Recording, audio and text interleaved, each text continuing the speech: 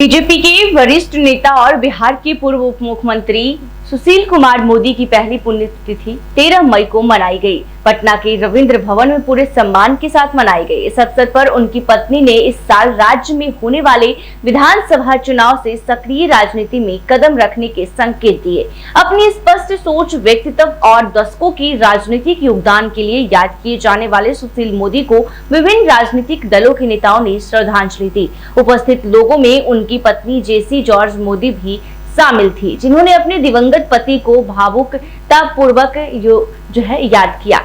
राजनीतिक संकेत देते हुए उन्होंने पहली बार सार्वजनिक रूप से कहा, मैं चुनाव लड़ सकती हूं, लेकिन निर्णय पार्टी को लेना है। पूर्व प्रोफेसर ने कहा कि यदि उन्हें सक्रिय राजनीति में प्रवेश करने के लिए कहा गया तो वो बीजेपी के निर्णय का पूरा सम्मान करेंगी और उसका पालन करेंगी। रविंद्र भवन में कार्यक्रम के दौरान बिहार बीजेपी के प्रदेश अध्यक्ष दिलीप जायसवाल, बिहार के उप मुख्यमंत्री सम्राट चौधरी, विजय कुमार सिन्हा और बिहार विधानसभा अध्यक्ष नंदकिशोर यादव, अवधेश नारायण सिंह, महाराजगंज सांसद जनार्दन सिंह सिग्रीवाल, नवादा सांसद विवेक ठाकुर, धर्मशिला गुप्ता, भिक्खू भाई दलसनिया, स्वास्थ्य मंत्री मंगल पांडे समेत अन्य मौजूद रहे। कार्यक्रम के तहत राजेंद्र नगर रोड नंबर 8 में एक और श्रद्धांजलि सभा आयोजित की गई, जहां मुख्यमंत्री नीतीश कुमार ने अपनी श्रद्धांजलि अर्पित की। मुख्यमंत्री नीतीश कुमार ने घोषणा करते हुए कहा कि रोड नंबर 8 स्थित स्थानीय पार्क का नाम बदलकर उनके दिवंगत मित्र और सहयोगी की स्मृति में सुशील कुमार मोदी पार्क रखा जाएगा।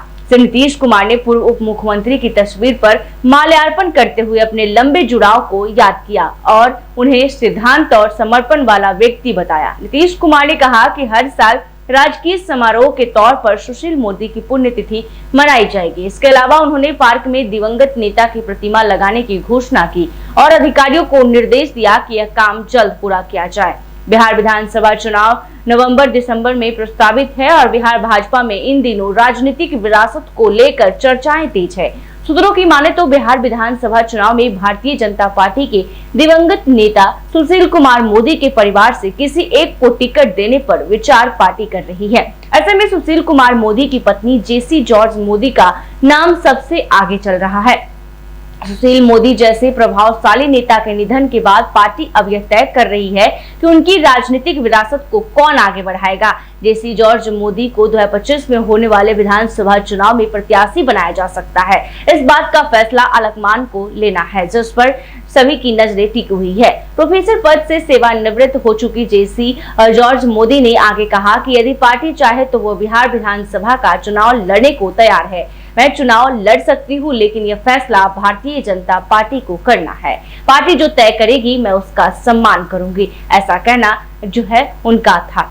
सुशील कुमार मोदी की पुण्यतिथि पर जेसी जॉर्ज मोदी भावुक हो गई। उन्होंने कहा कि शादी के शुरुआती दिनों में जब वो मुंबई से बिहार आई थी, तब उनके पति सुशील मोदी सार्वजनिक जीवन में इतने व्यस्त रहते थे कि उन्हें समय नहीं दे पाते थे। उन्होंने मुस्कुराते हुए कहा था कि मैं तुम्हें छोड़कर मुंबई चली जाऊंगी। तब सुशील मोदी की जवाब देते थे कि मैं तुम्हें छोड़ूंगा ही नहीं। यह भावना आज की पीढ़ी में बहुत कम देखने को मिलती है।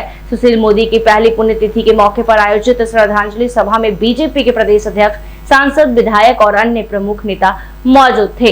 तो बता दें कि बिहार में विधानसभा का चुनाव होने वाला है और नवंबर-दिसंबर अब कहीं ना कहीं नवंबर-दिसंबर में ये चुनाव होगा। और ऐसे में बता दें कि सभी पार्टियां अपने अपने स्तर से तैयारी में जुट गई है। और ऐसे में बड़ी खबर निकल कर ये सामने आ रही थी कि कल सुशील मोदी का पुण्यतिथि था। इस मौके पर उनकी पत्नी भी पहुंची थी और पत्नी भावुक भी होती हुई नजर आई और साफ तौर पर उन्होंने चुनाव लड़ने का भी ऐलान किया है कि अगर पार्टी हमें चुनाव लड़ने के लिए कहेगी तो मैं चुनाव बिल्कुल लड़ूंगी। तो ऐसे में देखना दिलचस्प होगा कि आखिर सुशील कुमार मोदी के राजनीतिक विरासत को कौन आगे ले जा सकता है। ऐसे में सबसे आगे जो नाम है उनकी पत्नी का चल रहा है। अब देखना दिलचस्प होगा कि आखिर बीजेपी उन्हें टिकट देती है या नहीं।